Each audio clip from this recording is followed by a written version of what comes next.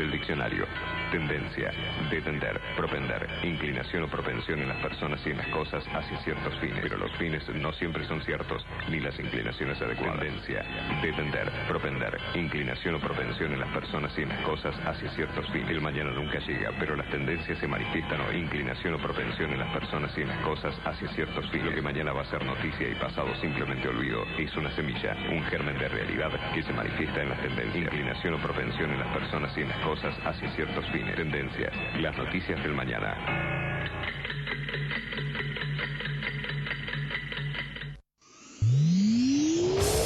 Para los que son manija, que les gusta tener el auto impecable, este programa les recomienda Doctor Pulidora. ¿querés vender tu auto y querés que se vea como nuevo? Doctor Pulidora. Esta gente sabe lo que hace. Doctor Pulidora. Intendente García Silva, 1138. Morón, pulido, abrillantado, tratamientos acrílicos y cerámicos, limpieza de tapizados. En Doctor Pulidora le dan cariño a tu auto, a tu moto, a tu camión y a tu persona. Doctor Pulidora. Intendente García Silva, 1138 en Morón. Búscanos en nuestras redes. En Instagram, Doctor Pulidora. este programa y todos los que los escuchan. Ya lo probamos. Probamos también Doctor Pulidora.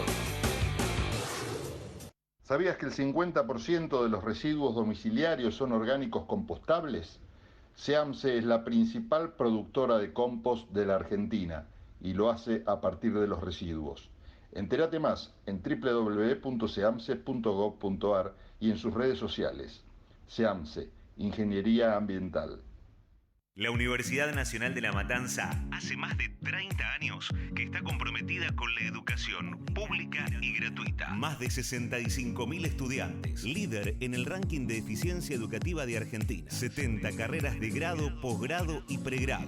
18 disciplinas deportivas. 20.000 graduados y graduadas. Un cine-teatro auditorio abierto a toda la comunidad con espectáculos para toda la familia. Galardonada con el Premio Conex como institución educativa más destacada de la década. La Universidad Nacional de La Matanza es tu universidad. Sigamos avanzando juntos en el camino a la excelencia. Morón es más prevención. Ante cualquier emergencia, ahora podés pedir presencia de policía, SAME o bomberos con un solo clic. Descarga la aplicación Morón Alerta y un móvil se acercará inmediatamente a donde estés. No lo dudes. Morón Alerta, en la tienda de tu celular. Municipio de Morón, corazón del oeste.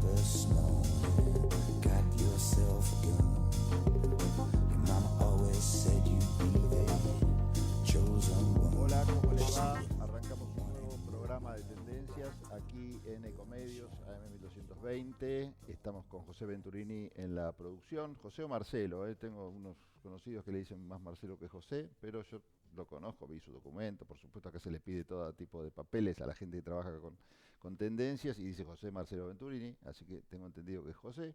El señor Javier Martínez, de quien no me consta ningún dato, pero así se hace llamar en la operación técnica. Y un montón de gente que nos ayuda. Vamos a ver si tenemos tiempo hoy para Julieta Sibona, para que nos traiga sus recomendaciones en función de algunos programas para hacer, que puede ser desde mirar una peli, que por esto, como el clima ayuda en las casas, en las plataformas, ella bucea y nos realmente identifica realmente lo que es mejor. Cine, ¿por qué no? Teatro, bueno, todas esas cosas que nos trae Julieta, que nos tiene bien acostumbrados aquí en Tendencias. Quizás hoy no va a haber tiempo para Marcelo Guatraquevi, pero le agradecemos su participación, el que siempre nos trae estas novedades de Tendencias con sus versiones en Tendencias. Sí va a estar Miguel Aldet, así que prepárense para el final del programa. Y vamos a tener también invitados aquí en el piso. Va a estar Pablo Russo en un rato nomás, hablando de un tema de actualidad que tiene que ver con el caso Loan. y sobre todo vamos a hacer hincapié en lo que es su know-how que tiene que ver con todo el tema de los peritajes, ¿no? Los peritajes, desgraciadamente, por este tema se han puesto en la agenda y bueno, con muchas críticas, quizás infundadas algunas, otras no. Vamos a recurrir a su especialidad, a su expertise. Él es perito, además de ser titular de FICSIAR, de soluciones en ciberseguridad. Así que vamos a ver qué nos cuenta él y cómo está viendo el desarrollo de este tema, pero desde este punto de vista, ¿no? Vamos a meternos en la especialidad de los peritos y en el caso Loan, desgraciadamente, nos sirve de pretexto para que sepamos todos un poco más sobre el tema de los peritajes y de paso saber analizar la información que ocurre con este triste caso. Bueno, esto es Tendencias y como les dije, tenemos invitados en el piso. Hoy nos está acompañando Gonzalo Norberto. Me pongo los anteojos para leer su matrícula, porque así lo dice la ley, matrícula 118357. Él es psiquiatra infanto-juvenil. Gracias, Gonzalo, por venir. ¿Qué tal, Pablo? ¿Cómo estás? Muy bien, Gracias, por suerte. a vos. Bueno, un gustazo tenerte acá. Es el primer programa de una serie de varios que hemos pensado tenerte acá presente para que nos ayudes a entender esta relación entre salud y tecnología. Por ponerle un título, en realidad, porque a lo largo de los programas vamos a hablar de todo. De esto, por supuesto, de nuevas tecnologías. En realidad, decir nuevas tecnologías queda viejo una vez que lo dijiste, porque es constante la renovación. Y como Yapa, si querés, vamos a hablar también mucho de ciencia ficción, de libros, de películas. Vos sos medio fanático de algunas de ellas y bueno, nos va a servir como pretexto también para acercarnos a eso que muchos pensaron como un futuro de ciencia ficción y hoy, no sé si por suerte o por desgracia, lo estamos viviendo cotidianamente. Bueno, nuevamente gracias por estar acá. Me parece que hice una presentación bastante completa de lo que vas a hacer acá. ¿Qué otra cosa nos vas a traer? Bueno, la idea es un poco, estamos llegando a un punto en donde la tecnología, precisamente todo lo que es digital y computacional, está atravesando en particular la salud. Y en ese atravesar la salud empieza a generar una transformación y estamos en un punto en donde empieza a ser exponencial eso. Y no sabemos lo que va a venir y estamos con esa expectativa permanente. Entonces, como la salud es vida y la vida es nuestro objetivo, extenderla, mejorarla, tener mayor calidad de vida, es el objetivo del ser humano en sí. Y la tecnología precisamente está para mejorar la salud, por ende mejorar la vida. Es un tema muy importante que empieza a atravesarnos y que es importante que todos lo sepamos. Tanto los profesionales que trabajamos en salud, como los usuarios, las personas, que sepan qué está pasando. Hoy se está hablando mucho. Pacientes. Claro, sí, se habla, a ver, ¿por qué usuarios que molesta tanto, no? Forma parte de esta transformación, ¿no? Usuario de un sistema, de una aplicación, de un servicio. Porque el usuario de la tecnología de la salud vendría a ser el propio profesional. Claro, pero la mejoría en la salud se mide en usuario hoy en día. Tenés dos usuarios, es verdad. Tenés el usuario paciente y el usuario profesional. El paciente es el que se beneficia con la tecnología, en todo caso bien aplicada, ¿no? Sí. Y el otro es el que la usa como herramienta para hacer su laburo. Es mutuo, porque los pacientes o las personas que requieren asistencia, que tienen alguna problemática de salud o no, nos brindan un montón de datos que nos sirve para mejorar la salud. El tema es que eso le vuelva a los pacientes, ¿no? Y entran los datos ahí, por eso. El tema datos es un tema que vamos a tratar muy importante que tiene que ver con esto, ¿no? Bueno, el tema datos es muy sensible, lo hemos hablado acá muchas veces, está regulado hasta en nuestra propia Constitución Nacional. Después del año 94, con la reforma que se hizo, se incorporó este tema porque ya se veía venir. Vos fíjate qué visión que tuvieron los constituyentes en ese momento, la protección de los datos personales, ¿no? La figura se llama, es el habeas data, que está con rango constitucional, es decir, está en la cumbre de la pirámide. Es uno de los temas que vamos a tratar. Vos te salís de la vaina por hablar de datos, pero yo te voy a llevar al tema de hoy. Dale. Y te voy a dejar datos en el cajón de los futuros temas, porque me parece un temazo. Pero hoy estaba pautado hablar con vos de inteligencia artificial. Yo creo que inteligencia artificial es un tema clave porque sirve como herramienta. A veces puede hacer cometer quizás errores a los propios profesionales cuando mal la administran o o poco conocen del uso de la inteligencia artificial. Depende de qué inteligencia artificial hablemos. Bueno, hablemos de eso entonces. ¿De cuál hay que hablar? Bueno, Cuando uno piensa en inteligencia artificial, piensa en futuro, ¿no? Sí. En algo que todavía está ya lejos. Pero en realidad la inteligencia artificial se remonta previo a 1950. El acto fundacional de la inteligencia artificial es por un trabajo que presenta Turing, un matemático computacional, que presenta el test de Turing como una prueba sobre lo que posteriormente se va a llamar inteligencia artificial, que básicamente define la inteligencia artificial. El test de Turing es una persona usando un computador mediante texto, una pantalla donde no se puede ver del otro lado, y del otro lado una persona respondiendo a través de otro computador y un computador respondiendo por sí mismo. Cuando la persona que está usando esos dos servicios no puede distinguir cuál es cuál, ahí estamos hablando de inteligencia artificial, que es imitar las funciones superiores del ser humano, cerebrales, con todas sus características de forma que sea indistinguible, ¿no? Que lo pueda hacer de la misma manera que... Y ahí empezó la carrera, ¿no? Claro, claro.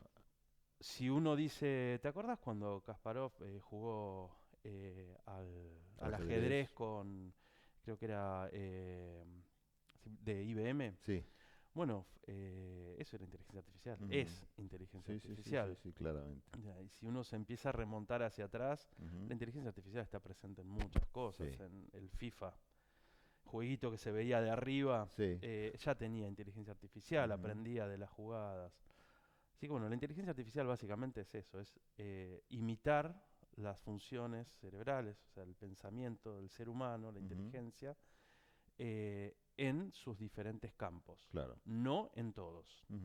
¿Y cómo se mete en el tema salud?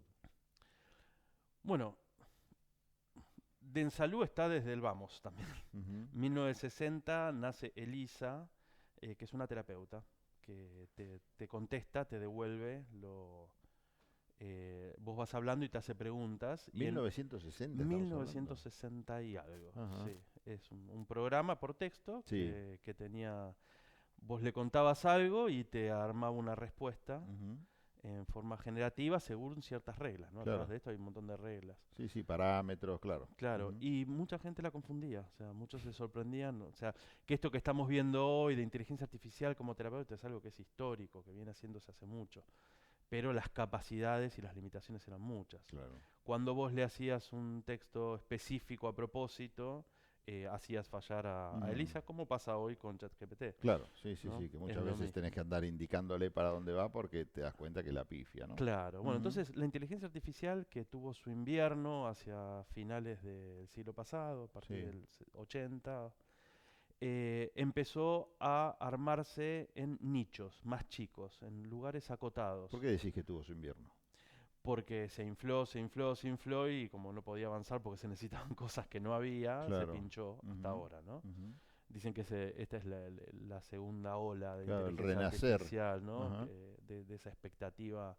Ya pasó por eso, se pinchó y bueno, ahora vuelve a resurgir mediante lo que venimos viviendo en este último tiempo, ¿no?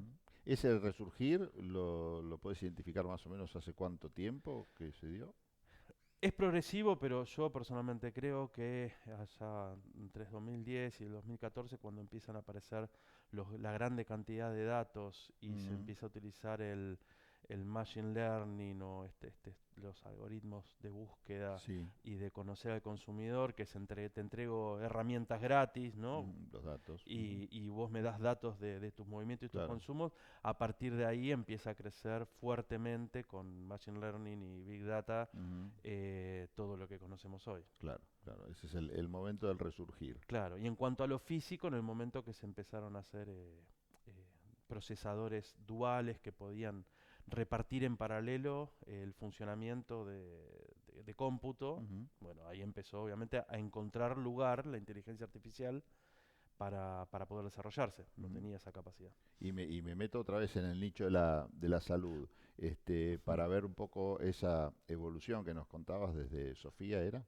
Elisa, me equivoqué de nombre. Desde Elisa hasta el día de hoy, ¿cuáles fueron las etapas y dónde estamos parados? Bueno, hay una etapa en donde se centraliza, las historias clínicas electrónicas ya se existían en Estados Unidos, en otros lados del mundo, donde se empieza a usar la inteligencia artificial reducida a un grupo de problemas o de datos muy específicos en donde se podía mover mejor, sin errores, para lo que se llaman en general sistemas expertos. Los sistemas expertos son sistemas tecnológicos, computacionales, que van a un punto específico para detectar patologías, para otras cosas también, ¿no? Que no tienen que ver con la salud, pero específicamente empezaron a desarrollarse ahí. Y bueno, después se desarrolló la inteligencia artificial, que tiene que ver con la capacidad de visión computacional. Eso sigue teniendo un gran auge, que es para detectar patologías en imágenes. Eso sí empezó hace una década y pico atrás. O sea, es la tecnología de lo que podría ser, no sé, una radiografía o tomografía, pero a eso le sumas inteligencia artificial. Exactamente. ¿Para qué? Para reconocer, por ejemplo, ciertas formas, claro, o sea, colores. Vos tenés la imagen, procesás la imagen, llega un profesional, el profesional lo mira con su ojo, detecta ciertos parámetros, pide otros estudios, y va generando datos, intuiciones, ¿no? Porque hay datos concretos y hay intuiciones. Precisamente en visión computacional, que creo que es uno de los grandes campos de aplicación actuales con funcionamiento, la visión, o sea, la cámara, detecta los patrones con un montón de aprendizaje que ha tenido entrenado por profesionales y por datos, que le van de cosas ya hechas, después corregida por profesionales, o sea, detectó esto sí, detectó esto no, se va corrigiendo el aprendizaje porque es un feedback de aprendizaje, y llega un momento que la capacidad de detección es altísima. Y lo puede hacer a una velocidad y en un tiempo de implementación mucho más rápido, por ende se toman decisiones más rápido y más precisas. Eso es medicina de precisión. Eso es uno de los campos de aplicación actuales que está funcionando. Y esos diagnósticos, por supuesto, siempre acompañado con el profesional humano. Claro, pero ya estadísticamente en un montón de trabajo ya demostró determinados programas, ¿no? Vamos a ver, por ejemplo, cáncer de mama, que es un problema grandísimo y muy común, entonces ya se hacen las mamografías, por ejemplo, para detectar qué tipo de cáncer, bueno, y con mucha precisión lo detecta, entonces eso ya es un lugar de avance dentro de la medicina para la inteligencia artificial de visión computacional. Y te llevo, por último, a más justamente y de forma más puntual a tu campo. Y te pregunto, la inteligencia artificial, la psiquiatría, la salud mental, ¿cómo se relacionan? Hoy está en desarrollo, son pocos mundialmente los emprendimientos de la salud, pero si bien son muy prometedores. No hace muchos años, una investigación o un algoritmo desarrollado acá en Argentina jugando, se fue para Estados Unidos, del CONICET, que básicamente era en texto, o sea, en diálogos hablados con pacientes en consultorio, mediante la escucha y la transcripción del texto y detección de ese lenguaje, ¿no? De lo que son los modelos de lenguaje ampliado, o grandes modelos de lenguaje, detectar ciertos parámetros, porque eso se transforma en datos, y logró predecir en 10 años la aparición de psicosis mediante ciertas modificaciones en la estructura del discurso. Ah, ¿una genialidad? Sí, y eso pasó hace bastante. Hace 10 años. Por lo menos te enciende una alarma para que el profesional trabaje en función de eso. Lo detecta antes que la clínica. Claro. Entonces, sí, la respuesta es sí, hay mucho campo de aplicación. Lo que pasa es que la psiquiatría, la psicología, o sea, hablando de salud ya, no tanto de medicina, es una ciencia, una práctica, una disciplina verbal, de escucha del lenguaje, de entender empáticamente al otro, que no tiene laboratorios, no tiene imágenes, o sea, hay, pero el campo de conocimiento es muy limitado y el impacto es muy limitado. Entonces es un gran desafío, pero sí se puede y hay mucho por delante. Claro, porque es mucho más sutil el trabajo que hace el humano profesional que quizás el trabajo metódico y que puede hacer una computadora, una inteligencia artificial, pero bueno.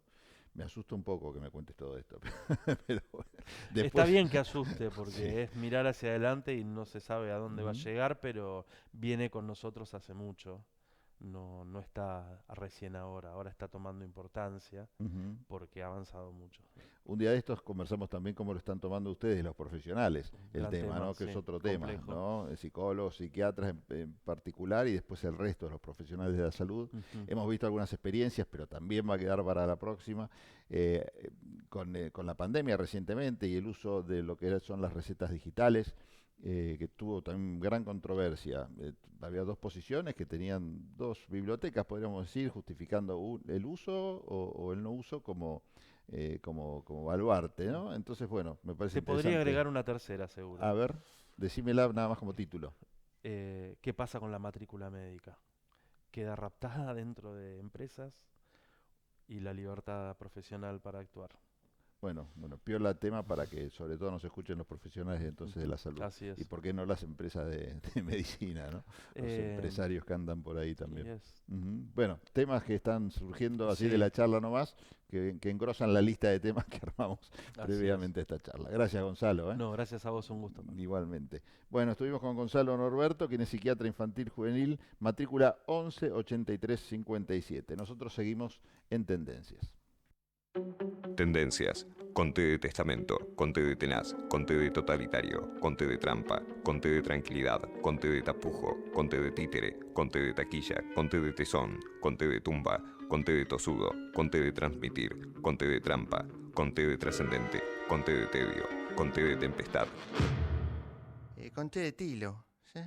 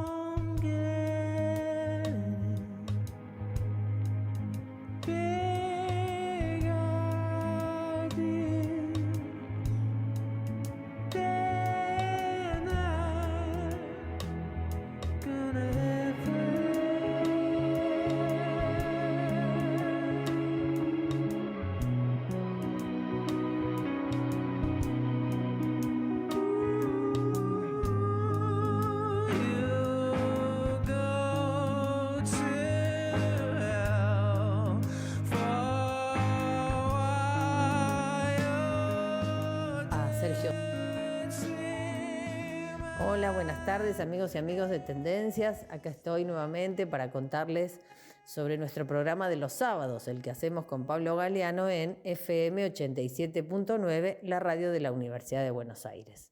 Bueno, este sábado vamos a indagar sobre el humor. Sí, vamos a preguntarle a un humorista, actor y director de teatro de qué nos reímos los argentinos, si nos reímos o no en plenas crisis, como las que estamos atravesando.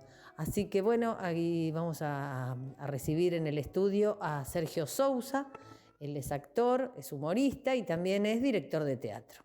Así que los esperamos para hablar de otra cosa, este sábado para hablar del humor, en FM 87.9, la radio de la Universidad de Buenos Aires.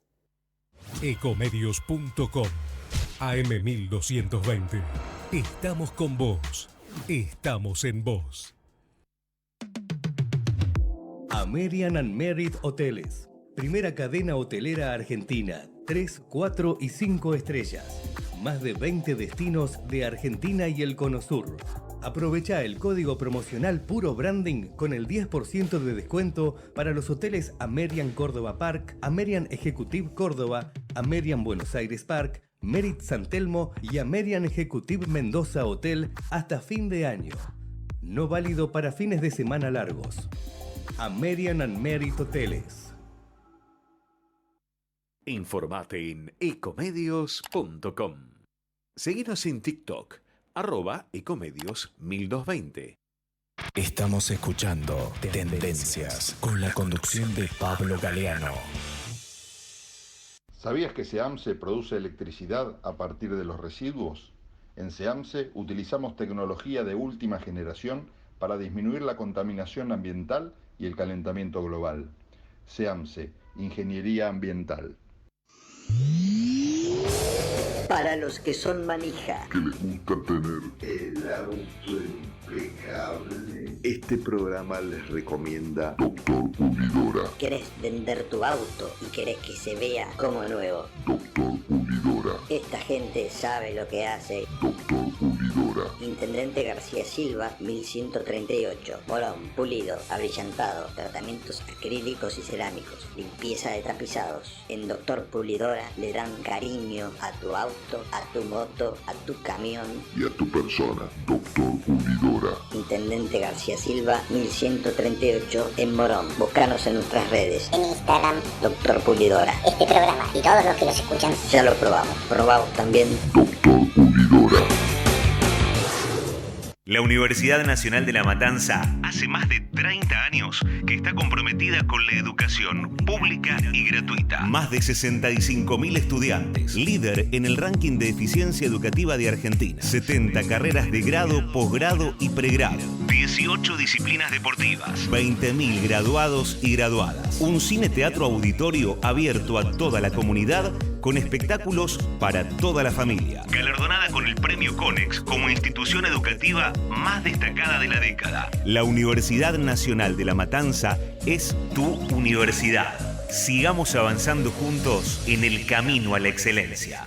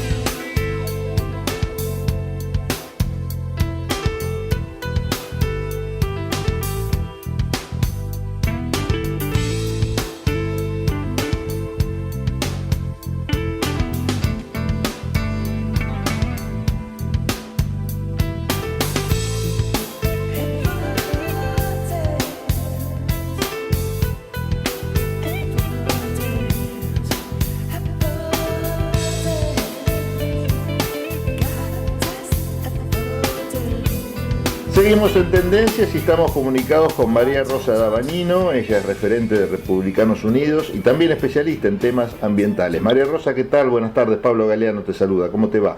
¿Qué tal, Pablo? ¿Cómo estás? Y como siempre, saludo a la audiencia que nos sigue semana a semana. Bueno, muchas gracias por este contacto. Nos vamos a ir directamente al mar, y tan importante que es, sobre todo cuando hablamos de temas ambientales.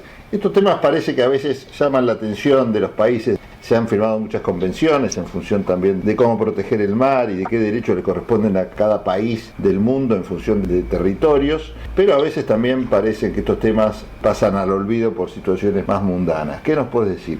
Bueno, realmente a mí me gustaría conversar sobre lo que se llama el Tratado de Alta Mar. Tiene que ver con la adhesión que tiene que tener para entrar en vigor. La próxima semana va a haber una reunión en la cual debemos ratificar el Tratado de Alta Mar. Ese tratado solamente en la primera reunión lo firmaron 7 países con mucha costa que necesitan del mar para proyectarse. La próxima reunión de las partes ocurrirá la semana que viene en Nueva York, pero para que el tratado entre en vigencia en la Cumbre de los Océanos de las Naciones Unidas en París en el año 2025, tenemos que instar a los 53 países faltantes que se presenten y que firmen. Estos temas tienen una trascendencia absolutamente importante, porque tiene que ver con las 2/3 partes de las aguas que bañan al planeta Tierra.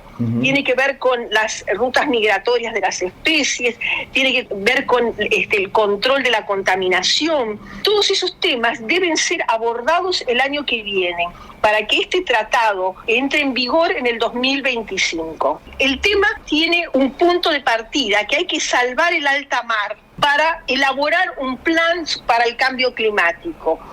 Tiene que haber un porqué y un cómo de toda esta estrategia que hay que desarrollar con respecto al futuro de la contaminación ambiental relacionada con las aguas internacionales. María Rosa, no sé si querés agregar algo más al respecto. Sí, hay 3 pasos cruciales que se deben adoptar para abordar eficazmente los impactos del cambio climático en las especies que habitan en el mar. Hay que colaborar con la gestión pesquera, hay que organizar el alta mar para conservar las especies en movimiento y además coordinar planes estratégicos para conservación del alta mar y las jurisdicciones nacionales, algo tan importante. María Rosa Dabagnino, muchísimas gracias por este contacto, nos reencontramos la próxima. Estábamos conectados con María Rosa Dabagnino, referente de Republicanos Unidos y especialista en temas ambientales, aquí en Tendencias. Tendencias, con T de testimonio, con T de templo, con T de tolerar, con T de terminología, con T de terrenal, con T de terrible, con T de transgresión, con T de tortura, con T de tormenta, con T de tomar, con T de terror, con T de tiranía, con T de tentación, con T de teoría. Con té con limón para mí, si puede ser.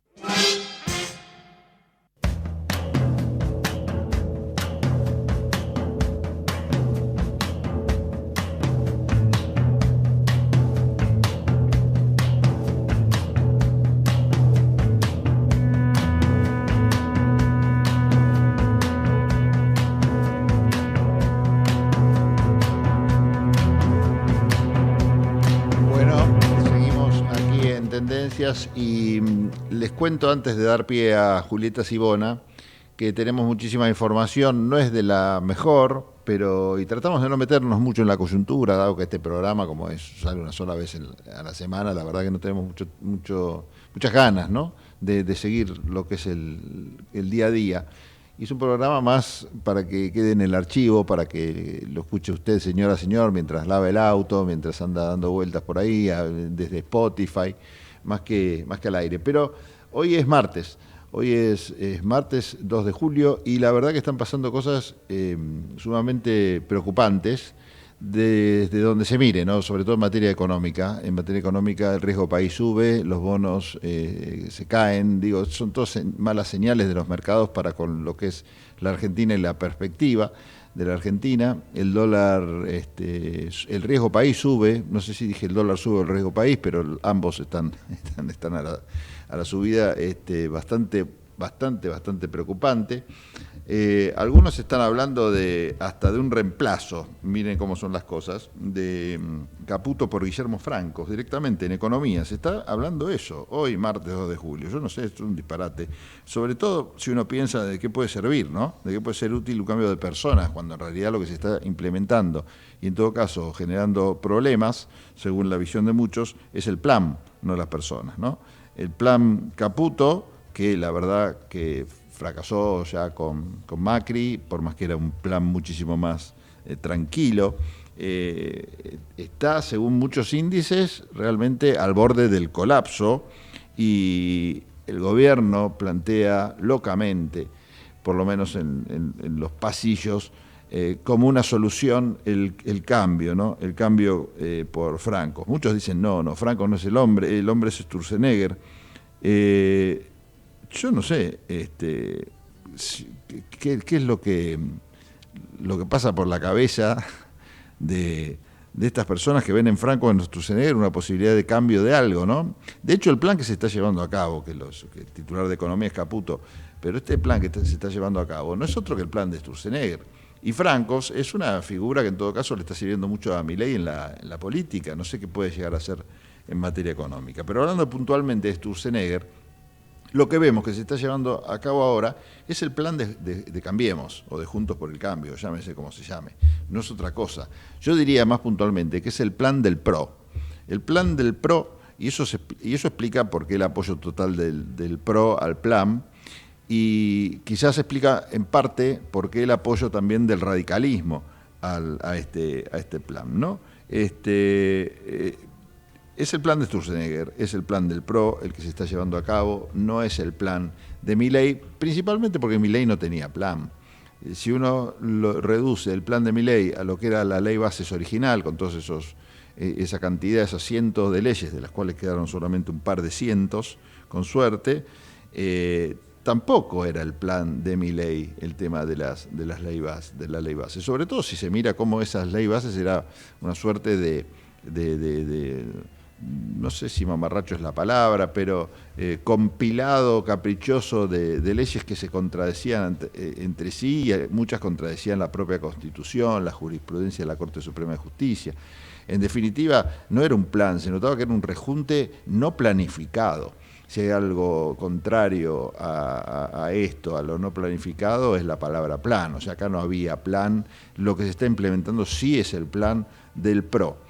Claramente, y lo que está fracasando en todo caso, por lo menos lo que indica actualmente la realidad, los números, los mercados, la situación de la calle, la economía financiera y la economía real, es que este programa está fracasando, así nomás.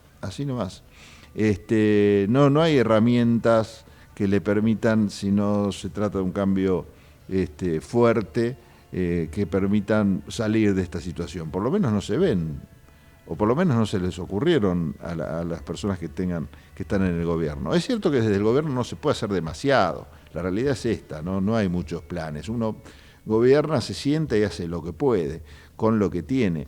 Por eso es importante los consensos, los diálogos. Ya hoy un gobernador le dijo a Franco que no iba a ir a firmar el Pacto de Mayo. Quintela, el que fue recibido por Francos, recordó el mandatario que en estos 7 meses, no hubo una sola medida que beneficiara a los que menos tienen, a la gente, a los trabajadores. No hubo una sola medida del gobierno. Con esta ley bases tampoco hay una sola medida que beneficie al gobierno. Sí, la teoría del derrame obviamente sigue presente, generando esa expectativa que muchas veces que tuvimos en los 90, que tuvimos durante el macrismo y que volvemos a tener ahora, pero no solo es tropezarse con una misma piedra, sino tropezarse 2 veces con la misma piedra. Ya no sé qué tipo de animal es el ser humano argentino que lo lleva a cometer 2 veces este error. o a generarse esta esperanza. Quizás no le queda otra, ¿no? A la sociedad habría que analizar con algún psicólogo social qué es lo que le pasa a los argentinos, como decía Alberti, desde Todo por 2 pesos, pero la realidad es que es difícil entender en esta situación algunos números. Y yo me resigno a creer los números de algunas encuestas, ¿no? Que lo dan bien a Milei y que la gente la da con esperanzas. Y el otro día hablaba con una alta autoridad de la Universidad de Buenos Aires y me decía que ellos tienen encuestas que ratifican lo que muchas encuestadoras privadas, quizás más por negocio que por investigación, arrojan como resultado. Esto es la imagen positiva de Milei y una suerte de esperanza de la gente en el mandatario argentino. Y hay que buscarle entonces la explicación en vez de empezar a dudar en todo caso de la veracidad de las encuestas, porque se ve que es así. Y va acompañado de esta respuesta de tengo esperanza en este gobierno, o bueno, o hay que esperar, o hay que darle las herramientas para. Yo creo que va de la mano también la explicación que uno le busca a semejantes resultados, frente a semejante coyuntura. La explicación también está en la oposición, ¿no? La oposición que no sabe qué hacer. La verdad es esa. El peronismo no sabe qué hacer. El radicalismo no sabe qué hacer y muestra que es un flan. Es un partido que no va para ningún lado o que va para todos los lados al mismo tiempo, ¿no? Están desorientados, se le ha metido una monedita abajo de la brújula que no saben para dónde ir. Rompiendo todo lo que son tradiciones, valores, conceptos que hicieron del radicalismo una fuerza importante. Algo parecido pasa con el peronismo, si bien está bien orientado y está unido en ese sentido, pero no encuentra su dirigente, ¿no? ¿Quién es Massa? Es Kicillof, muchos hablan de Kicillof, es Cristina Fernández de Kirchner, Alberto Fernández estaría descartado en este marco. ¿Qué rol le toca a Grabois, quien fue precandidato a presidente? ¿Qué pasa con Santoro? Digo, son 5 o 6 nombres que andan dando vueltas dentro de ese rara agrupación que es el peronismo, que tiene una coherencia al lado del radicalismo distinta en función de que votan todos en el mismo sentido, tienen mucho poder porque realmente gobiernan provincias, están consolidados en la Cámara de Diputados y en la Cámara de Senadores. Indiscutiblemente es un gran poder que hace que Milei de alguna manera vea, si se quiere ahí, una traba, más allá de que le haya salido bien la ley Bases, que también fue votada con perfil bajo por algunos peronistas que se beneficiaban, por ejemplo, con el caso de Rigi, el caso de las provincias que más se benefician con los temas de minería o extracción de riquezas. Este es el panorama, esto es lo que explica un poco la buena imagen de Milei en un marco que es el peor de los marcos, con el sector privado sofocado, ni hablar de los despidos. Ayer, insisto, no quiero hablar de la coyuntura, pero hubo despidos en el Hospital Posadas, despidos en varias empresas, preocupación en el INTI, Instituto de Tecnología Industrial, en fin, hay muchos temores por esta consistencia o inconsistencia, en todo caso, del programa económico que se está llevando a cabo, que no es otro, insisto, que el programa del PRO. Y me gustaría terminar diciendo, antes de ir a Julieta, pobre que la tengo ahí esperando, que de los 5 candidatos a presidente de la Nación, 4 más o menos proponían lo mismo. Massa tenía muy buena relación con el Fondo Monetario Internacional, o sea que no iba a cortar relaciones con el fondo de ninguna manera. Es más, yo le diría que Massa en ningún caso estaría pidiendo la escupidera, como se dice, como lo está pidiendo Milei con el Fondo Monetario Internacional. La relación de Massa con el fondo era totalmente, o es totalmente aceitada. Mucho menos complicado hubiera sido una negociación con el fondo, teniéndolo a Massa que a Milei. Pero digo, el programa es el mismo, recurrir al fondo y hacerle caso al fondo. ¿Y el fondo qué te exigía? Bueno, te exige muchas cosas, desde la privatización de las universidades, tema de los jubilados, que este gobierno está avanzando, el tema de la flexibilización laboral, en fin, muchas de las cosas que estamos viendo que están en las leyes bases son condicionamientos del fondo. Con algunas se pudieron avanzar, con otras no, universidades no se tocó y algunas otras que andan por ahí. Pero todo el cierre de ministerios, el tema del gasto público, en fin, todos esos temas que después tienen bastante impacto en la gente común, eso más o menos todos estaban orientados en el mismo sentido. Bueno, Schiaretti ni le cuento, ¿no? Schiaretti en su silencio convalida todo lo que dice Milei y en todo caso también proponía más o menos lo mismo. Bueno, Patricia Bullrich, ni hablar, estoy diciendo que el programa económico es el programa económico del PRO, o sea que no cabe mucha duda. Y bueno, ¿quién más estaba por ahí? La izquierda, que es la única que se diferenciaba realmente de todos esos. Pero los 5 candidatos a presidente, más o menos te proponían exactamente lo mismo. Vamos a escuchar a Julieta Sibona ahora. Sí, Julieta, estás ahí, perdóname la larga charla. Julieta, ¿cómo andás? Pablo Galeano te saluda, ¿qué tal? Hola Pablo, ¿cómo estás? Bueno, esta semana les quería recomendar una película que a mí particularmente me gustó mucho, me pareció muy conmovedora, una película chiquita en su extensión, dura apenas más de 80 minutos, pero muy movilizante, esas películas que te abren distintos temas, distintas capas de reflexión, de pensamiento. Fue una película aparte que se presentó el año pasado en el Festival de Mar del Plata, quizás la viste, que fue la que obtuvo justamente el premio del jurado y del público. Estoy hablando de la película Partió de mí un barco llevándome, que está dirigida por Cecilia Kang. Cecilia Kang es una directora argentina, perteneciente a la comunidad coreana en Argentina, o por lo menos lo aborda sus películas, lo había hecho ya en una película anterior que también nos había gustado mucho, que se llamaba Mi último fracaso. Y acá, en esta película, que tiene un nombre hermosísimo, que está tomado de un poema de Alejandra Pizarnik, lo recordamos, se llama Partió de mí un barco llevándome, va a abordar un tema muy particular o distintos temas en un tópico muy fuerte que tiene que ver con lo que fueron las mujeres de consuelo, llamadas así con un eufemismo horrible porque tenía que ver con el tema de la esclavitud sexual, durante la Segunda Guerra Mundial. ¿Quiénes fueron estas mujeres de consuelo, entre comillas? Durante la Guerra Mundial, más de 200.000 jóvenes asiáticas habían sido secuestradas y llevadas lejos de sus hogares para ser explotadas como esclavas sexuales por el ejército imperial japonés. Una herida que todavía está abierta en la comunidad coreana y que de alguna manera impulsa desde distintos lugares a ser reconocido como tal, como un dispositivo masivo y organizado de privación de libertad y explotación sexual a las mujeres.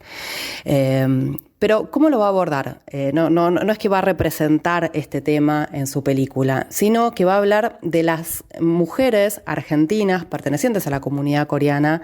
En Argentina fueron descendientes de coreanos o que nacieron en Corea o que sus padres vinieron acá para abordar este tema y ver estas miradas y estas capas de sentido que se van generando a través de distintas miradas generacionales y distintas situaciones generacionales. Por supuesto, también con distintas miradas sobre la libertad de las mujeres, sobre el feminismo. Y yo te cuento esto y parecería que la película representara, lo hace desde grandes relatos, grandes historias que van a estar ahí, pero van a estar descubiertas desde algo más chiquito, algo más mínimo, más íntimo, que tiene que ver con la vivencia de Melanie, una actriz muy joven, argentino-coreana también, que entra en crisis un poco cuando le proponen interpretar un monólogo de una de estas mujeres de consuelo o niñas, porque en realidad en su mayoría eran todas menores de edad, realmente una cosa muy horrorosa. Pero ella también, mientras que va preparando este papel, se va encontrando con su propia historia, con su propia identidad, con otras opresiones que quizás vivió su madre de otra forma, y también con su relación con esa Corea que quedó lejísimo, pero al mismo tiempo está muy presente, sus propias vivencias, su relación con su hermano, con su madre. Y por supuesto esta película, y esto es muy importante, sin ningún golpe bajo, sin ningún regodeo, hay una autenticidad representada en la pantalla que yo creo que es uno de los mayores valores que tiene este film. De poder expresar esos sentimientos que tiene casi un adolescente perteneciente a esta comunidad, encontrándose con su propia historia, con su propia identidad. Hay un juego de miradas intergeneracionales muy lindo dentro de la película, también el tema del paso del tiempo con un significado en particular, qué es lo que significan los hechos y los acontecimientos en distintos momentos. También esta repetición, ¿no?, de los relatos leídos, actuados, revistos todo el tiempo, también muy interesante. También la cotidianidad en la cual ella vive, que nos metemos de la cámara, llega un momento que casi desaparece. Su propia vivencia de las relaciones familiares con su hermano, con su hermana. Después también me gusta mucho cómo está representado el tema de del intercambio cultural, o no, choque es demasiado, pero fuera del estereotipo, ¿no?, que tienen que ver con las vivencias cotidianas de estos jóvenes en un país o en otro. Una de las cosas que dice esta joven cuando llega a Corea es que le sorprendió que el que movía las luces del avión fuera coreano y que todos fueran coreanos. Es realmente muy auténtica la película. Y después también cómo juega el arte adentro de la película. El tema de los relatos orales, el tema de la pintura, el tema del cine, el tema de la actuación, también es interesante. Así que bueno, no me quiero extender mucho más, pero realmente se las recomiendo, Pablo. Esta es una película que se estrena este jueves, el jueves 4 de julio en la sala Leopoldo Lugones y el 6 en el Malva Cine, donde se va a estar exhibiendo durante todo julio. También en Córdoba, en el Cineclub Municipal Hugo del Carril, así que para los que están por allá también puede llegar a ser una opción. Se llama Partió de mí un barco llevándome y la directora Cecilia Kang. Con esto, Pablo, nos despedimos y nos reencontramos la próxima. Un beso grande. Chau, chau. Tendencias. Conté de testamento, conté de tenaz, conté de totalitario, conté de trampa, conté de tranquilidad, conté de tapujo, conté de títere, conté de taquilla, conté de tesón, conté de tumba, conté de tosudo, conté de transmitir, conté de trampa, conté de trascendente, conté de tedio, conté de tempestad. Conté de tilo. Sí, sí.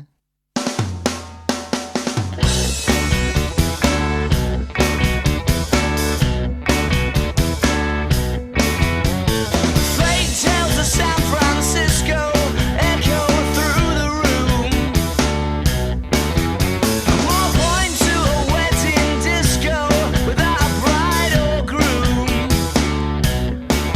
And there's a super cool band, yeah, with the trilbies and the glasses of white wine. And all the weekend rock stars are in the toilets practicing their lines. I don't want to hear you kick me out, kick me out. I don't want to hear you no kick me out, kick me out. I don't want to hear you kick me out, kick me out. I don't want to hear you, I don't want to hear you. Fake tales of San Francisco echo through the air. And there's a few bored faces at a black hole wishing they weren't there. And as the microphone squeaks, the young girl's telephone beeps. Yeah, she's dashing for the exit. Oh, she's running to the streets outside. Oh, you saved me, she screams down the line. The band would fucking wank and I'm not having a nice time. I don't want to hear you kick me out, kick me out. I don't want to hear you no kick me out, kick me out. Yeah, but Bird said it's amazing though, so all that's left is the proof that love's not only blind but deaf.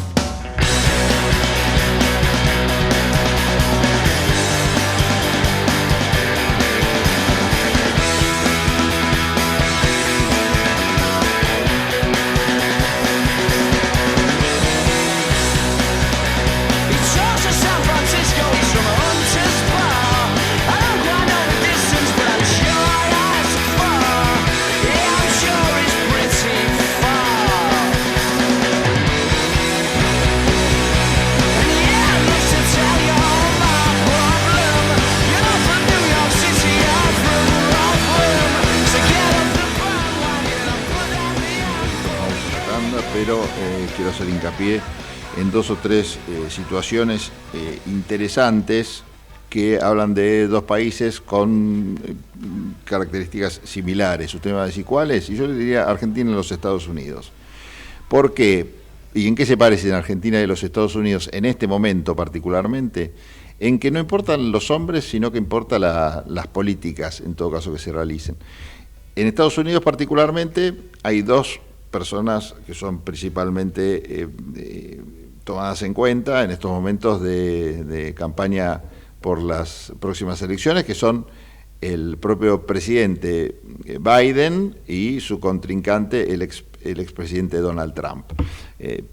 Si bien son vistos como dos posiciones totalmente enfrentadas, de hecho ahora está el Partido Demócrata definiendo si queda o no queda Biden como candidato, fruto del desastre que fue su performance en el debate presidencial. Más allá de esto, uno puede decir que los Estados Unidos van en una dirección, que hay dos partidos sólidos apoyando a esos candidatos que pueden cambiar y no pasa nada. Digo, si se va Biden, ¿qué es lo que cambia la propuesta de Biden? Nada. Y si se va Trump, tampoco cambia demasiado el mundo republicano. Y cambia algo en materia de políticas de Estado, por ejemplo, de políticas exteriores, si es Biden o Trump, y puede tener mejor relación Trump con un Bolsonaro, con un Milei o con algunos otros líderes de derecha o de extrema derecha de Europa que Biden, pero la realidad es que el Estado estadounidense va para un solo lado. Es difícil pensar que una política demócrata o más conservadora de los republicanos pueda cambiar realmente el sentido hacia dónde van los Estados Unidos. Por eso se habla de Estados Unidos, más allá de si es uno u otro. Y más o menos las políticas siguen, ¿no? Podrá ser uno más duro o menos duro con la inmigración, luchar más por los derechos, menos, que le importe un poquito más o menos el medio ambiente, pero la realidad no cambia demasiado, ¿no?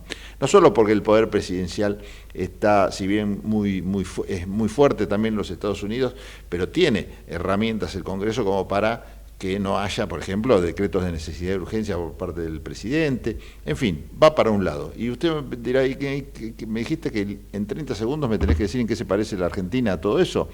Y que la Argentina está pensando ahora en cambiar de personas en cuanto a quién conduce el Ministerio de Economía. En estas horas se está dando ese debate, fruto de lo que veníamos comentando hace un ratito nomás, que son cómo han reaccionado los mercados, cómo sigue subiendo el riesgo país, cómo con desconfianza no solo miran los mercados, sino quienes padecen de alguna manera las medidas económicas, el sector de los trabajadores, los jubilados, la clase media, está por supuesto debatiendo nuevamente sobre personas, y en realidad yo me pregunto si cambiaría algo la política de Estado de este gobierno, es decir, el plan económico, que es el plan del PRO básicamente, que está llevando a cabo Milei, si cambian las personas. Si en vez de Caputo es, por ejemplo, Sturzenegger. ¿Cambian algo? Bueno, la respuesta es no. Bueno, nos vamos a la tanda, porque ya son las 4 de la tarde. Nada cambia, ¿no? Al revés de la canción que dice que cambia, todo cambia.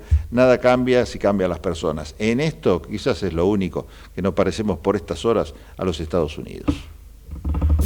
Desde Buenos Aires, transmite LRI 224, AM 1220, Ecomedios.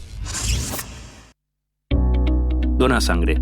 Se necesitan entre 300 y 400 donantes por día. No esperes que te lo pidan, siempre se necesita. Conoce cómo donar en buenosaires.gov.ar/donasangre. Buenos Aires Ciudad, vamos por más. Informate en ecomedios.com. Seguinos en Twitter, @ecomedios1220. Tendencias, con T de tautología, con T de teatro, con T de totalitario, con T de travesti, con T de tormento, con T de tinta, con T de tristeza, con T de triunfo, con T de traidor, con T de trastorno, con T de título, con T de tirano, con T de trompada, con T de turbulencia. Con T de tupi. ¿Tupi? ¿Pero qué es tupi? Dícese de un individuo de una nación de indios que dominaba en la Guayana francesa y brasileña. Ah. ¿Sabías que SEAMSE produce electricidad a partir de los residuos? En SEAMSE utilizamos tecnología de última generación para disminuir la contaminación ambiental y el calentamiento global. SEAMSE, Ingeniería Ambiental. Para los que son manija, que les gusta tener el auto impecable, este programa les recomienda Doctor Pulidora. ¿Querés vender tu auto y querés que se vea como nuevo? Doctor Pulidora. Esta gente sabe lo que hace. Doctor Pulidora. Intendente García Silva, 1138. Morón, pulido, abrillantado, tratamientos acrílicos y cerámicos, limpieza de tapizados. En Doctor Pulidora le dan cariño a tu auto, a tu moto, a tu camión y a tu persona. Doctor Pulidora. Intendente García Silva, 1138 en Morón. Búscanos en nuestras redes. En Instagram, Doctor Pulidora. Este programa y todos los que los escuchan. Ya lo probamos. Probamos también Doctor Pulidora. La Universidad Nacional de La Matanza hace más de 30 años que está comprometida con la educación pública y gratuita. Más de 65.000 estudiantes, líder en el ranking de eficiencia educativa de Argentina. 70 carreras de grado, posgrado y pregrado. 18 disciplinas deportivas. 20.000 graduados y graduadas. Un cine teatro auditorio abierto a toda la comunidad con espectáculos para toda la familia. Galardonada con el Premio Conex como institución educativa más destacada de la década. La Universidad Nacional de La Matanza es tu universidad. Sigamos avanzando juntos en el camino a la excelencia. Centro Vivir Sin Violencia. Asistencia a mujeres y personas LGBTI+. Si vos o alguien que conocés está atravesando una situación de violencia por motivos de género, llámanos 11 31 77 0386 o 46 29 62 72. Estamos con vos. Municipio de Morón, Corazón del Oeste.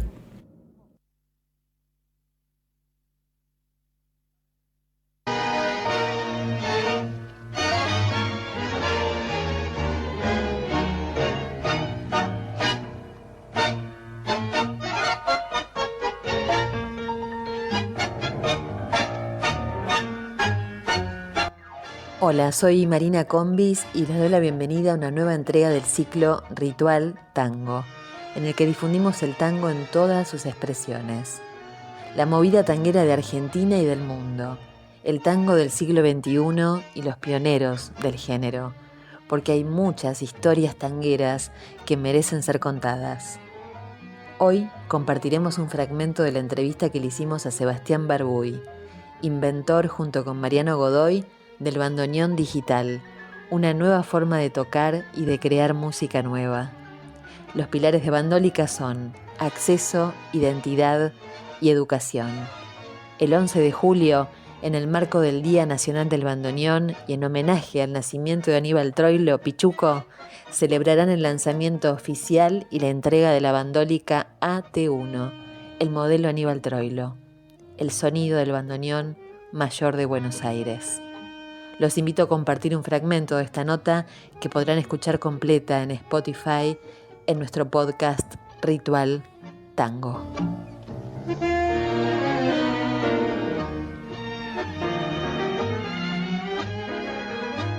Empezamos por el software. Y el software lo íbamos desarrollando con pibes de programación que nunca tocaron un bandoneón, no iban a ver porque estaban en pandemia. Entonces, desde ahí fuimos desarrollando primero el software, después el dispositivo y después nos planteamos hacerlo accesible. Decir, bueno, esto tiene que tener este valor. Sí. Y tiene que ser el valor ni siquiera un instrumento, tiene que ser el valor de un accesorio. Pues yo soy guitarrista, ¿qué accesorio uso? Un pedal de guitarra. Bueno, tiene que valer un pedal de guitarra. Entonces ahí desarrollamos una página web que puede entrar todo el mundo, bandolica.com, van a Bandólica Virtual, y ya pueden ir probando cómo suena con el teclado de la compu. Entonces, alojamos el motor en la web. Entonces, para hacer eso fue todo un desarrollo más complejo. Entonces, cualquiera, con cualquier compu, hasta las compus que daba el gobierno, a los chicos, a los estudiantes, se conectan a bandolica.com y ya pueden empezar a ver cómo suena el teclado del bandoneón con un sonido real de bandoneón. Sí, yo lo hice y no podía parar de jugar con él. Es muy bueno, es muy lindo poder sentir el sonido del bandoneón, escucharlo. Es que yo creo que todos en algún momento nos imaginamos tocando el bandoneón. Entonces desarrollamos un sistema de aprendizaje. Cuando te compras la bandólica, viene una guía de aprendizaje que te llega al toque con tu clave de usuario y ya empezás a tocar. Y el motor está en nuestra página. Y en tu compu va a funcionar y vos no tenés que preocuparte por descargar, actualizar, configurar. Y a mí me impactó esta frase que encontré de ustedes, que fue un poco también el leitmotiv, ¿no? Que escribieron, que dice, si una pelota de fútbol costara $2.000, jamás hubiéramos tenido a Maradona. Y los pilares son acceso, identidad y educación. Que en una frase sería acceso al estudio que nos brinda la identidad sonora. Porque cuando vos viajas por el mundo te das cuenta, suena un bandoneón y se te abre el pecho ahí, somos nosotros, es como Messi, Maradona. ¿entendés? Exactamente, es nuestra identidad. Es nuestra identidad sonora. Obviamente, el bandoneón es alemán, pero y fue creado para las misas, las peregrinaciones. Y acá terminó los cabaret y hizo su mejor repertorio acá. Y después hay algo que vi que me gustó mucho y me conmovió, que es ver a los pibes, ¿no? A los chiquitos tocando el bandoneón, las fotos que ustedes tienen en sus redes. Entonces quería que me cuentes en qué consiste esta campaña que vi, que implica apadrinar a chicos que quieren tocar el bandoneón.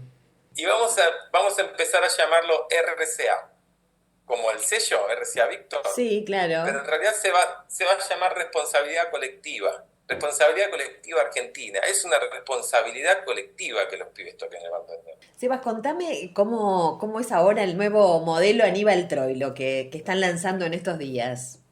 Bueno, el modelo AT1, Aníbal Troilo, es un homenaje al bandoneón mayor de Buenos Aires, y lo que hicimos fue, en un principio, diseñar un dispositivo, un instrumento diferente a la bandólica tradicional.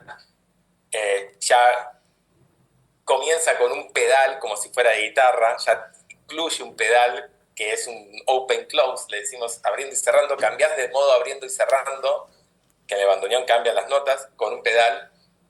Tiene un diseño que le falta una esquina, tiene una ochava. Esa ochava es la esquina de la casa de mi vieja, que decía Pichuco Troilo, el nocturno en mi barrio.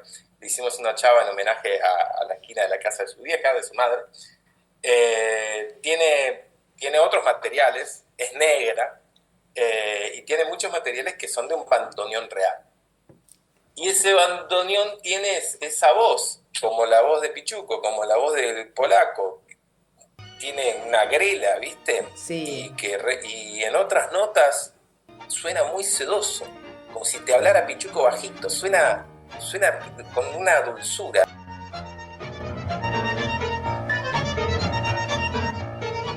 Le agradecemos a Sebastián Barboy su testimonio en Ritual Tango. Soy Marina Combis y los encuentro en la próxima emisión. Los invito a escuchar la charla completa en Spotify, en nuestro podcast Ritual Tango.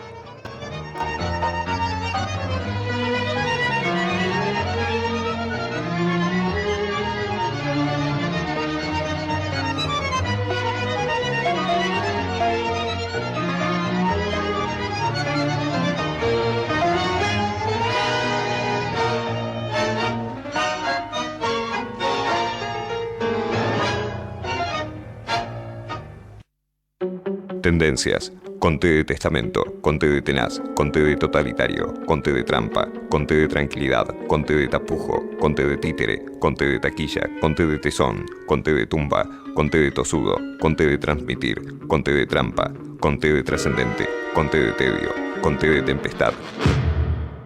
Conté de tilo. Sí, sí.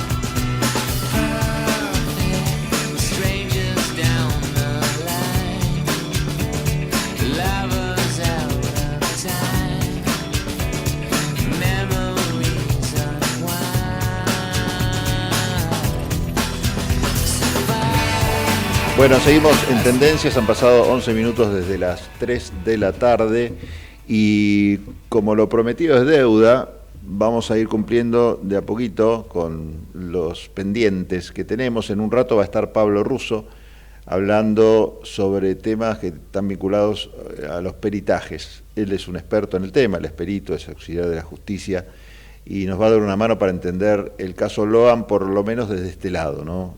No hacer el seguimiento de lo que está pasando, pero sí explicarnos qué es esto de los peritajes. Hoy particularmente se destrabó, no quiero usar los términos incorrectos, pero básicamente se pudo acceder a la información que contenía uno de los celulares.